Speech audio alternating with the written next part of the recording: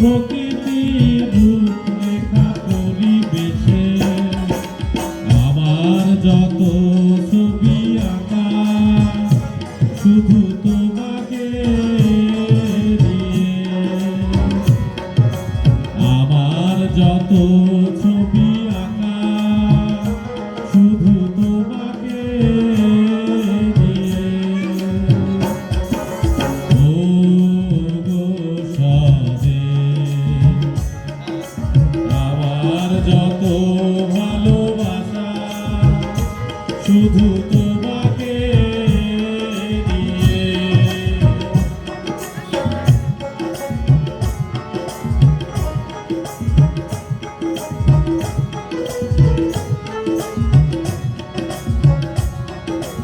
বাউলের গানের একটা রাতে সুখ দুঃখ যত আছে মিশিয়ে।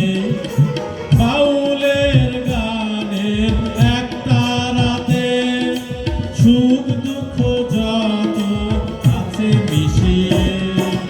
ভালো আশা ভরা জীবন শুধু তোমাকে দিয়ে। ভালো আশা ভরা জীবন শুধু তোমাকে দিয়ে। ও সাদে আমার যত ভালোবাসা শুধু তোমাকে দিয়ে। ও সাদে আমার যত ভালোবাসা শুধু তোমাকে দিয়ে। সোনালি ধানের শীষে শুধু নিজেকে বিলিয়ে দিয়ে। ও সাদে আমার যত ভালোবাসা শুধু তোমাকে দিয়ে। শুধু তোমাকে দিয়ে। শুধু তোমাকে দিয়ে। শুধু তোমাকে দিয়ে। আজ মনটা কেমন যেন আমার উদাসীন হয়ে উঠেছে। রক্সিবাইয়ের দলের গান শুনে আজ মনটা আমার কেমন যেন উদাসীন হয়ে উঠেছে। কি উদাসীন হয়ে উঠছে হুজুর? যে বদলছে জটা কি হুজুর? বদলছে রক্সিবাইয়ের দলের গান শুনে আর তার দলের নাচ থেকে আজ মনটা আমার কেমন যেন তুরুপ তুরুপ করে নাচছে ভজন। হুজুর আপনার উদাসীন আনন্দে আর তুরুপ তুরুপ নাচে আমার মনের মাঝে যেন চিখলি ডান দিচ্ছে। চিখলি ডান্স? কি হুজুর? চিখলি ডান্স মানে কি?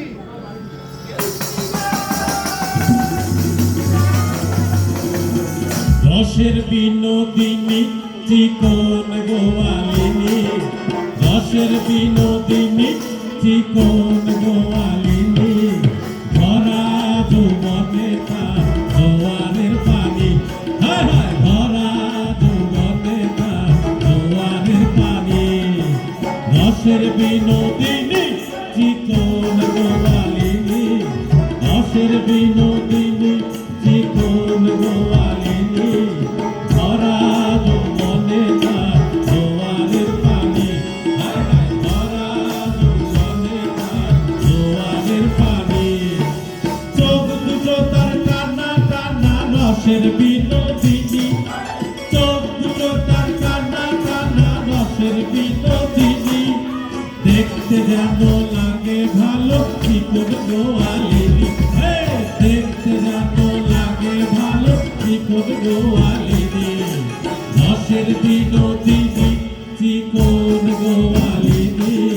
রসের বিনোদিনী চিকন গোয়ালিনী। ভরা যৌবনে তার জোয়ারের পানি। হায় হায় ভরা যৌবনে তার জোয়ারের পানি। হায় হায় ভরা যৌবনে তার জোয়ারের পানি।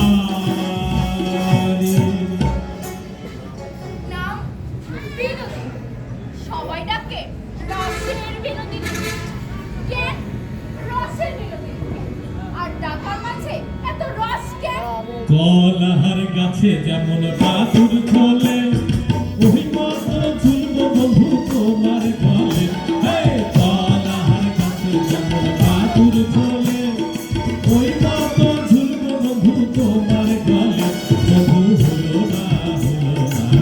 হলো না ফুলের মালা গাথা হলো না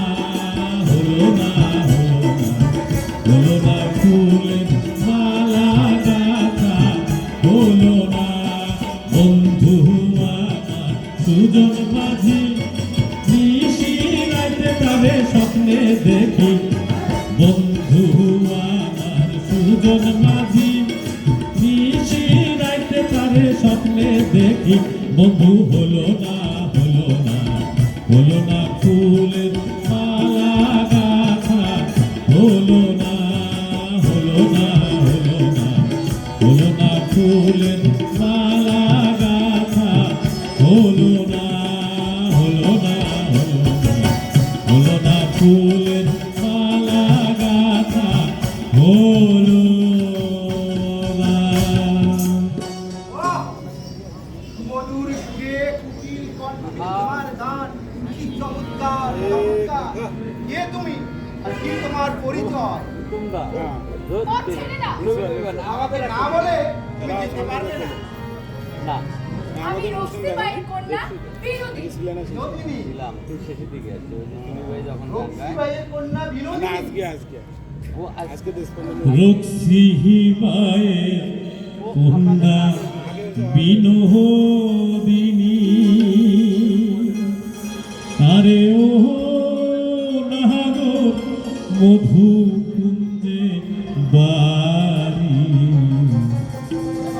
পথ ছেড়ে দাও তারা হাতারি যাব চলে বাড়ি না আরে পথ ছেড়ে দাও তারা হাতারি যাব চলে বাড়ি না রক্সি বায়ের কন্যা বিনোদিনী আরে ও নাগর মধু কুঞ্জে বাড়ি পথ ছেড়ে দাও তাড়াতাড়ি যাব চলে বাড়ি না আমি পথ ছেড়ে দাও তাড়াতাড়ি যাব চলে বাড়ি না ছুঁয়ো না নাগরে আরে ও নাগর অবলাদে নারী পথ ছেড়ে দাও তাড়াতাড়ি যাব চলে বাড়ি না আরে পথ ছেড়ে দাও তাড়াতাড়ি যাব চলে বাড়ি না আরে পথ ছেড়ে দাও তাড়াতাড়ি যাব চলে বাড়ি না কিন্তু তুমি নাগর কেন এসেছো এখানে আর কি চাই তোমার? আমি বঙ্গত দেওয়ান বাড়ি লাল দিঘির পার আমি এসেছি মানে বুঝেছি ভাই সাউন্ড তো আসে না নাটকের একটু আগে দেওয়া যায় না? আইসো বন্ধু মধু কুন্দে নিশি রাতে আইসো নেশার সুধা পান করবে ও বন্ধু বলি যে তোমারে আইসো বন্ধু মধু কুন্দে আইসো বন্ধু মধু কুন্দে নিশি রাতে আইসো নেশার সুধা পান করবে ও বন্ধু বলি যে তোমারে আইসো বন্ধু মধু কুন্দে পূর্ণিমার রাইতে বন্ধু আইসো বন্ধু কুন্দে নরকুনার করবে বন্ধু হে বন্ধু বলি যে তোমারে আইসো বন্ধু মধু কুন্দে আইসো বন্ধু মধু কুন্দে আইসো বন্ধু মধু কুন্দে হুজুর বাহাদুর আপনি এখানে আরে আমি আপনাকে কত জায়গায় যে ঘুরলাম যা বলার বাহুল্য আপনি এখানে বের আর কাকে বের খুঁজছেন দিলি তো সব নষ্ট করে কই গেল, কোন দিকে গেল বিনোদিনী? ডাঙর ডাঙর চোখ আনালের বাঁশির মতো না, আর রূপচান তার পূর্ণিমার চাঁদ। চুপ কর বাচ্চমিজ। ডাঙর ডাঙর চোখ, আলালের বাঁশির মতো নাক, আমার না? না হুজুর, আপনাকে বলিনি, ওই যে একটা ঝলকানি দিয়ে চলে গেল। অজল কথার মধ্যে কিন্তু রেখে কথা বললে আমার অসুবিধা হয়। কিসের ঝলকানি? আকাশে কি মেঘের ঝলকানি? না হুজুর, আউলা মাতার কেশে কন্যা ঢেউ খেলে সে হেঁটে এদিক সেদিক চাহনি, আর আছে তার রূপের ঝলকানি। জি হুজুর। আউলা মাথার কেশে কন্যা ঢেউ খেলে সে হাতে, পাকা ঠোঁটে মুস্কি হাসি হাসে। কন্যা যাবে কত দূরে, ধরা তাকে দিতে হবে রে। আউলা মাথার কেশে কন্যা ঢেউ খেলে সে হাতে, পাকা ঠোঁটে মুস্কি হাসি হাসে। কন্যা যাবে কত দূরে, ধরা তাকে দিতে হবে রে। উজান থেকে আসা কন্যা হাতির দিকে গেছে, অঙ্কন তার কাছে বলে কন্যা যাবে কত দূরে, ধরা তাকে দিতে হবে রে। আইসো মাথার কাছে কন্যা ঢেউ খেলে সে হাতে, পাকা ঠোঁটে মুস্কি হাসি হাসে। কন্যা যাবে কত দূরে, ধরা তাকে দিতেই হবে রে। আরে ধরা তাকে দিতেই হবে রে, কন্যা ধরা তাকে দিতেই হবে রে। উঁচি মেথর কিছু মানে না, সব সালা আমার উপাল মেথরের হাতে খাবে মার, আরে বংশ ধরে দিবে কার? আমি কি দোষ করেছি বাবু? আমি বাকি দিবে একলাই, পয়সা সারা মাল দিবে একলাই। রঘু, রঘু, হ্যাঁ আমার কথা শোন। আরে না বাবু, তোমার সাথে আমার কোনো কথা নাই। তোমরা বড় জাতের মানুষ আর আমরা ছোট জাতের মানুষ, আমার সাথে তোমার কোনো কথা নাই। রঘু, রঘু, তুই অনুরোধ করে কই ভাই, আমাকে আর 2 ব্যাগ মাল দে, আমি শুধু আসলে সব শোধ করে দেব। দে ভাই 2 ব্যাগ মাল দে। তুই পা ধরি। আরে উঠ বাবু, উঠ। তুই পরে কি করছিস বাবু? দে ভাই উঠ মাল দে। আরে উঠ, উঠ, উঠ, উঠ মাল দে। উঠ মাল দে আমার। এ চুপ থাকো, ক্যামেরা দিয়ে থাকো। দে মাল দে। আরো দে। হয় নাই, আরেকটু দে। আরে ওই বাবু প্রেশার চলে গেছে। উঠ। আরে এখন যা, যে বসে বসে গিল যা, যা বসে বসে গিল। আরে বোন, এ হলো আদমি, বড় জাতের মানুষ, 2 পেগ মালের জন্য ভাই বানালো, পা ধরলো, আরো কত কি। তবুও শালা মাল কিনতে হবে। লে এইবার আমি একটু বসে মাল গিলে নি।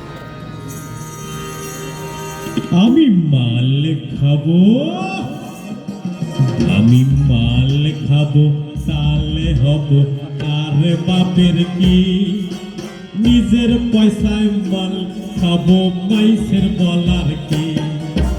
মাল খাবো, তাহলে হব কার বাপের কি?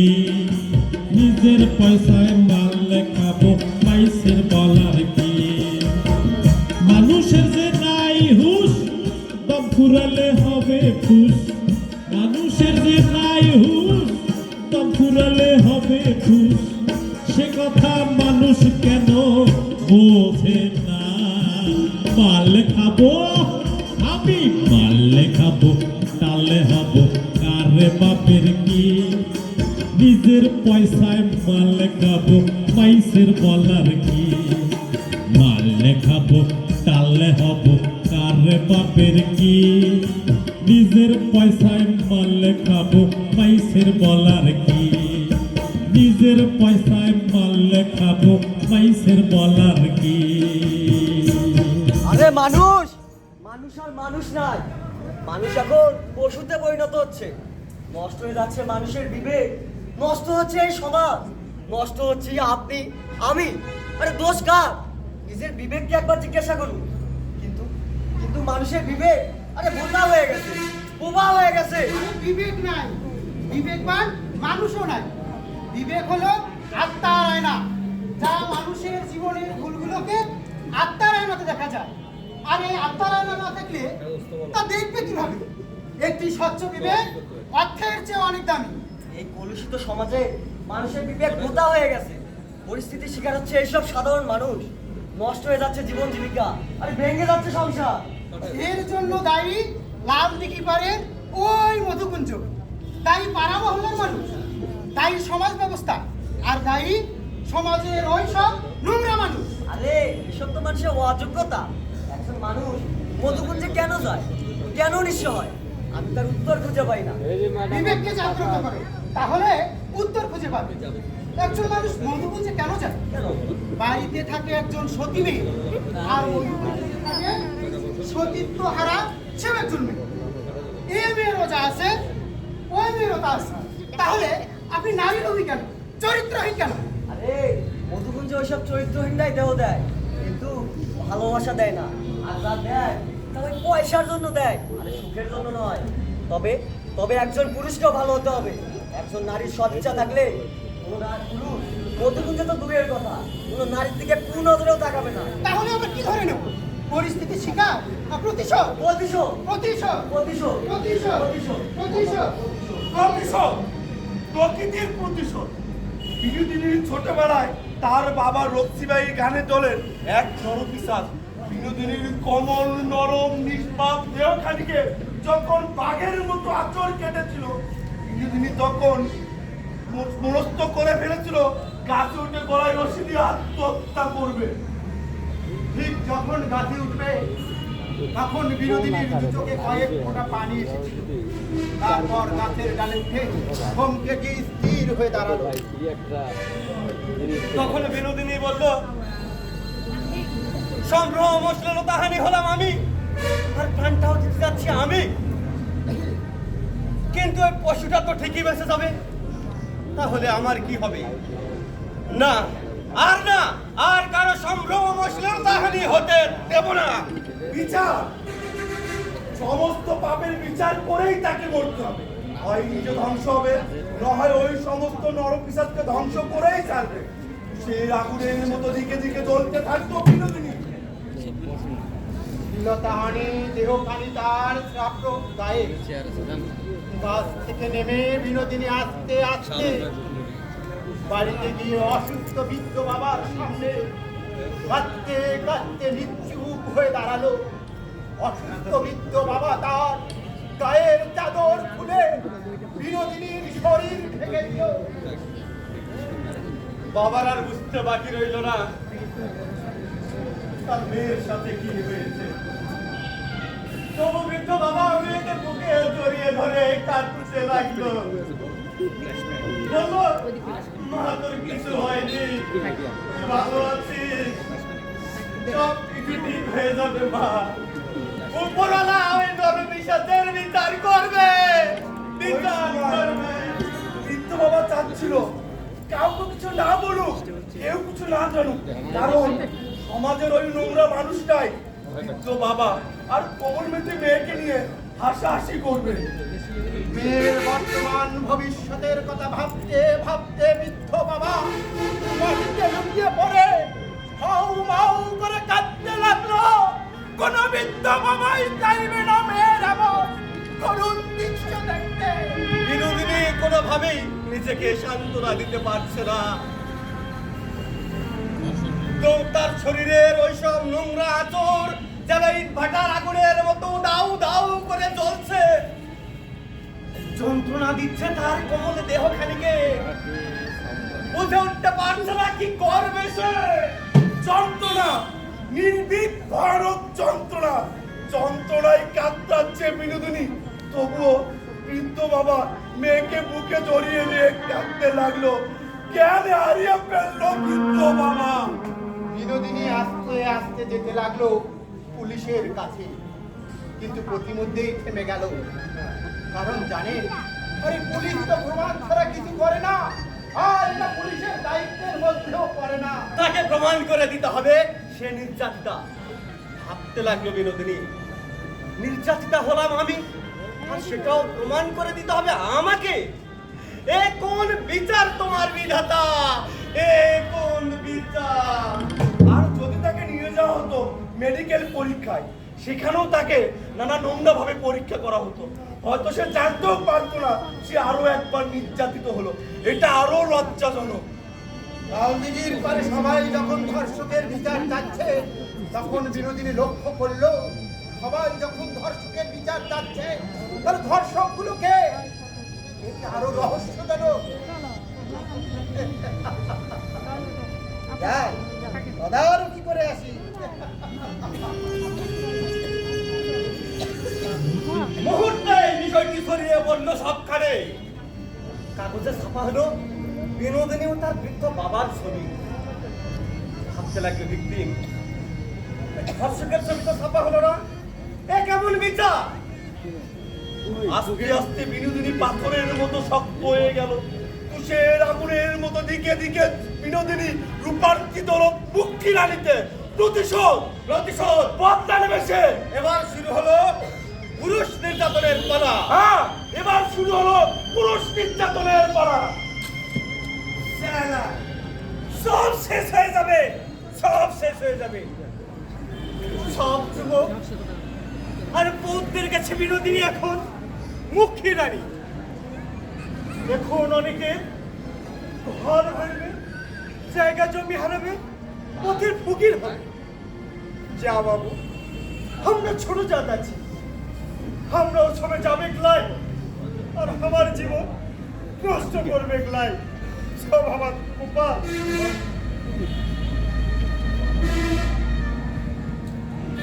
কি হচ্ছে সব? কি হচ্ছে সব? আমি তো কিছুই বুঝতে পারছি না। আমি এসব করছি কেন, আর আমার সাথে এসব হচ্ছে কেন? একের পর এক আমি সব হারিয়ে ফেলছি। ওই মধুকুঞ্জে তো আমার যাওয়ার কথা ছিল না, আমি যেতে চাইনি, কিন্তু ওরা আমাকে লোভ লালসায় ফেলে ওই মধুকুঞ্জে নিয়ে যায়। ওরা বাটপার, ওরা বিশ্ব বাটপার। ওই উপরালা ওদের বিচার করবে, ওদের বিচার করবে, ওদের বিচার করবে। ওরাই হলো বিশ্ব বাটপার, সর্বলোকে জানে। মানুষ হয়ে মানুষের ক্ষতি করে কেমন করে। বিনোদিনীর প্রেমের ফাঁদে যে গেছে পড়ে, নয়নে জানে লাগে। বিনোদিনীর প্রেমে ফাঁদে পড়ে, বিনোদিনীর প্রেমে ফাঁদে পড়ে। ওরাই হলো বিশ্ব বাটপার, সর্বলোকে জানে। মানুষ হয়ে মানুষের ক্ষতি করে কেমন করে। বিনোদিনীর প্রেমের ফাঁদে যে গেছে পড়ে, নয়নে জানে লাগে। বিনোদিনীর প্রেমে ফাঁদে পড়ে, বিনোদিনীর প্রেমে ফাঁদে পড়ে, বিনোদিনীর প্রেমে ফাঁদে পড়ে। গেল গেল করিম সিংয়ের সংসার ভেঙে গেল। মুখ্য রানীর পেয়ে পড়ে অনেক যুবক নষ্ট হয়ে গেল। মানুষ আর মানুষ নাই, মানুষ এখন পশুতে পরিণত হয়েছে। যা বাবু, আমরা ছোট জাত আছি, আমরা ওসবে নেই। তোমরা ওসব করে ধ্বংস হবে আর ঈশ্বরকে দোষ দিবে। কপাল, সব আমার কপাল। কালিন্দির গীত সে ভোটকার মতো আসেনি বলে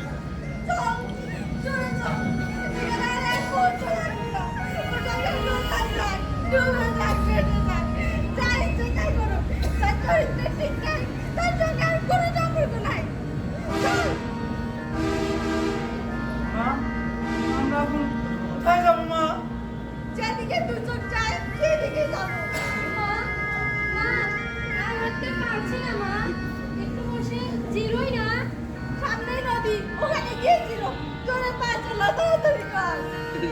ছেলে মেয়েকে সাথে নিয়ে যাচ্ছে বহু দূরে, লাল দিঘির পার ছেড়ে যাচ্ছে রেহানা, ফিরে ফিরে চাইছে, লাল দিঘির পার ছেড়ে যাচ্ছে। ছেলে মেয়েকে সাথে নিয়ে যাচ্ছে বহু দূরে, লাল দিঘির পার ছেড়ে যাচ্ছে রেহানা, ফিরে ফিরে চাইছে, লাল দিঘির পার ছেড়ে যাচ্ছে। অনেক দিনের সোনার সংসার ভেঙে গেছে লোভে, মধুপুত্রের প্রেমে পড়ে রেহানা, ফিরে ফিরে চাইছে, লাল দিঘির পার ছেড়ে যাচ্ছে রেহানা, ফিরে ফিরে চাইছে, লাল দিঘির পার ছেড়ে যাচ্ছে রেহানা, ফিরে ফিরে চাইছে, লাল দিঘির পার ছেড়ে যাচ্ছে। গেল গেল, আরে করিম শেখের সংসার ভেঙে চুরমার হয়ে গেল, বউ ছেলে মেয়েও ছেড়ে চলে গেল। এখন আর বাকি থাকলো কি? বাকি বাকি আর কেউ থাকবে না, সবাই শেষ হয়ে যাবে। লাল দিঘির পাড়ের ওই মধুকুঞ্জ এখন শুধুই অভিশাপ। এই অভিশাপে ধ্বংস হবে জাতি, আর ক্ষয় হয়ে যাবে লাল দিঘির ওই মাটি। কি থেকে কি হয়ে গেল? মধুকুঞ্জে ওই একটা নারী থেকে কত পরিবার যে ধ্বংস হলো তা বলার বাহুল্য। আরো কত কি যে হবে, কার জায়গা কার জমি কে নিচ্ছে তার ঠিক নাই। যাই মধুকুঞ্জে গিয়ে ওদের নাটক দেখে আসি। আরে ঘটনা তো আরেকটা ঘটে গেল। এই মাসুম বাচ্চা দুটো নিয়ে করিমের বউ রেহেনা, কি আছে বিশাল মরে গেছে। আরে না, বাচ্চা দুটো নিয়ে দুঃখের সাগরে ভাসতে ভাসতে সাই বাবার কোলে গিয়ে ঠাই হলো রেহেনা। আবার শুনলাম সাই বাবাকে নাকি ধর্মের বাপ বানাইছে। এই বাচ্চা কোনটা কোনটা বাজে।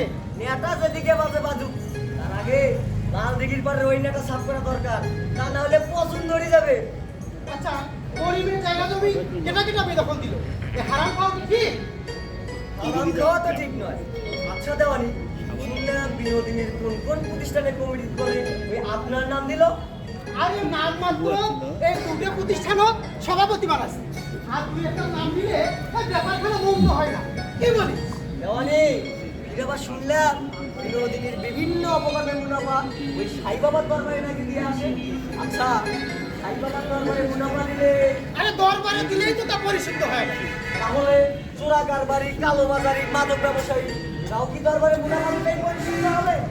বাদ দেবো সব কথা। মধুকুঞ্জে আসর বসছে, চল আসরে যাই, চল চল। একটা প্রেমের বাতি জ্বালাইয়া ও দয়াল চাঁদ আমার অন্তরে, একটা ভাবের বাতি জ্বালাইয়া ও দয়াল চাঁদ আমার অন্তরে, ওরে সেই বাতি জ্বালাইয়া গো ভান্ডারি, দেখবো আমি তোমারে, ওরে সেই বাতি জ্বালাইয়া গো দয়াল, দেখবো আমি তোমারে, একটা প্রেমের বাতি জ্বালাইয়া ও দয়াল চাঁদ আমার অন্তরে, একটা ভাবের বাতি জ্বালাইয়া ও দয়াল চাঁদ আমার অন্তরে, একটা প্রেমের বাতি জ্বালাইয়া ও দয়াল চাঁদ আমার অন্তরে।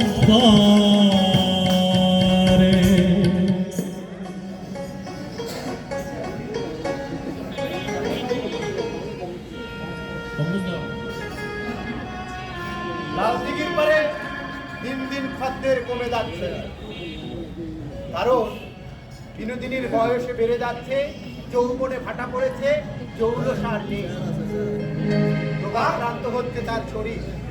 তাই লাল দিঘির পারে এখন বইছে পালা বদলের হাওয়া।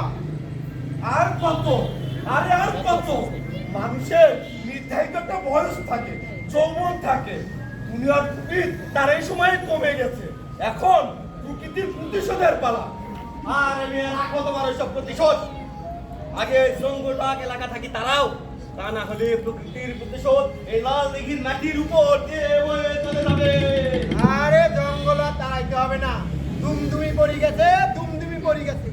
জঙ্গল জঙ্গল এখন নিজেই গভীর জঙ্গলে গেছে। গভীর জঙ্গল মানে? আরে গভীর জঙ্গলের পাশে তো সাই বাবার আসছে না, কার পাশে তো ঝুপড়ি ঘর, সেখানে বিনোদিনী আশ্রয় নিবে। সাই বাবা নাকি তার দেখভালের দায়িত্ব নিবে। দায়িত্ব নিছে ভালো কথা, কিন্তু সাই বাবা বিনোদিনী নিকা করবে না তো? নিকা করলে কিন্তু মুশকিল, বিপদে বা লাল দিঘির কান্দের উপর দিয়ে বয়া চলেছে। দেওয়ানি আমি কি বলি, চলে সবাই মিলে একটা বিহিত করা হোক। চলে চলে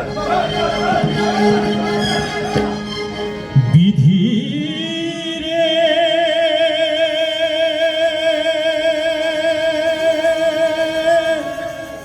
ও ও বিধি রে,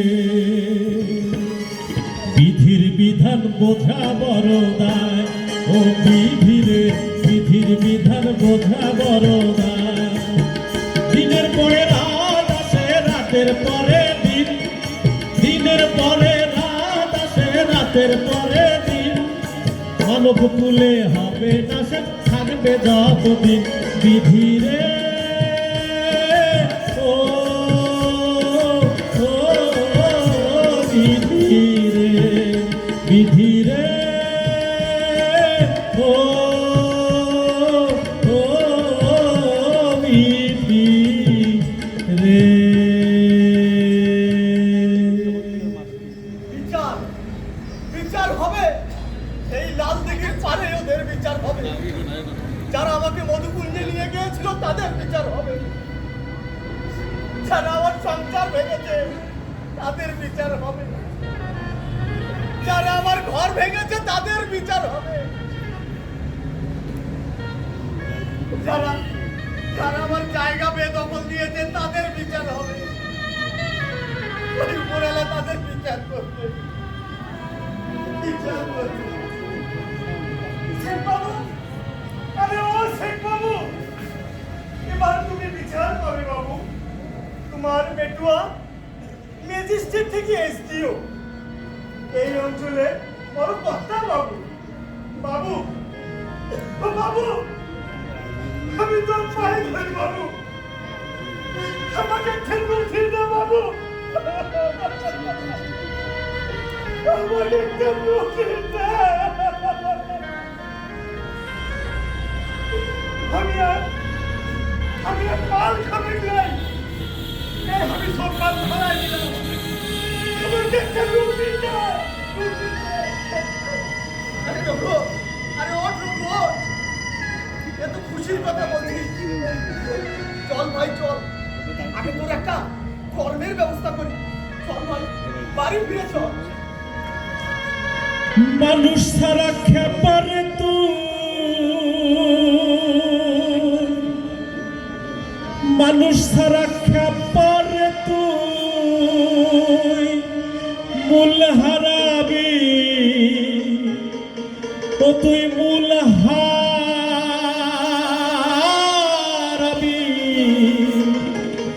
মানুষ ভজলে সোনা, মানুষ হবি। কালের বিবর্তনে বিনোদিনী মৃত্যুর কোলে ঢলে পড়ল। এখন বিনোদিনীর লাশ সৎকার করবে কে? আরে এ কাল তো খাইছো তুমি, পরকাল তোমার শেষ। রাখে আল্লাহ, মারে কে? মারে আল্লাহ, রাখে কে? আরে আরে ও দামানি, চলেন চলেন, সাই বাবার রাস্তায় চলেন। বিনোদিনীর পাপের প্রায়শ্চিত্ত করতে হবে। লাল দিঘির পরে পাপের শাস্তি শুরু হয়ে গেছে, চলেন চলেন। আর ওইদিকে তোলপা শুরু হয়ে গেছে, সবাই বিনোদিনীর লাশ জঙ্গলে ফেলতে যাচ্ছে। জীবজন্তু, পশু পাখি আর হায়না দিয়ে বিনোদিনীর মরা দেহ খাওয়াবে। চলো আমরাও যোগ দেই। চলেন, যা চলেন। আছে কপালে। যা আছে কপালে, চলেন চলেন চলেন চলেন চলেন।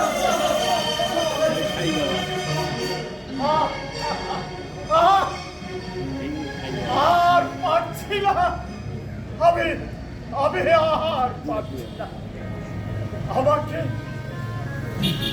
ক্ষমা করে দাও আল্লাহ, আমাকে মাফ করে দাও।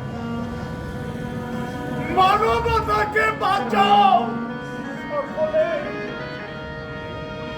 সদয় হও।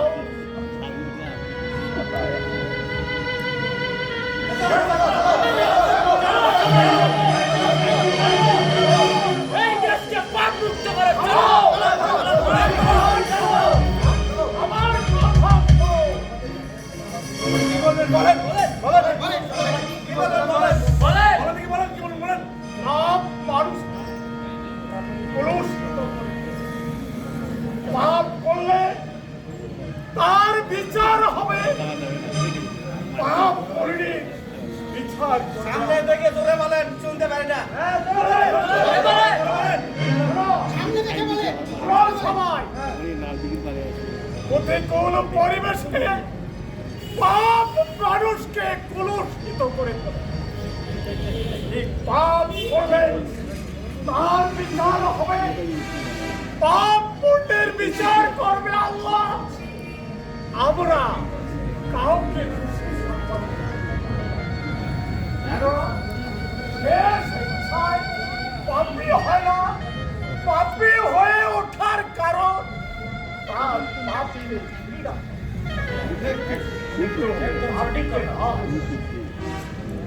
মুসলিম, হিন্দু, বৌদ্ধ, খ্রিস্টান আমরা সবাই ভাই ভাই, সবার উপরে মানুষ সত্য। তুমিও মানুষ, আমিও মানুষ, তুমিও মানুষ,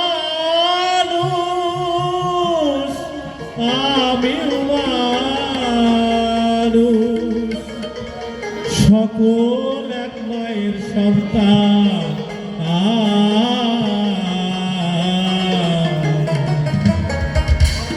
এসব নিয়ে দ্বন্দ্ব কেন? কেউ হিন্দু, কেউ মুসলমান।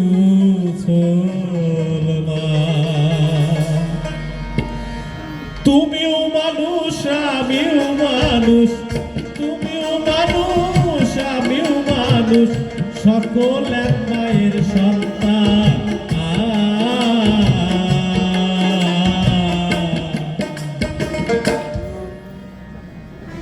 এসব নিয়ে দ্বন্দ্ব কেন?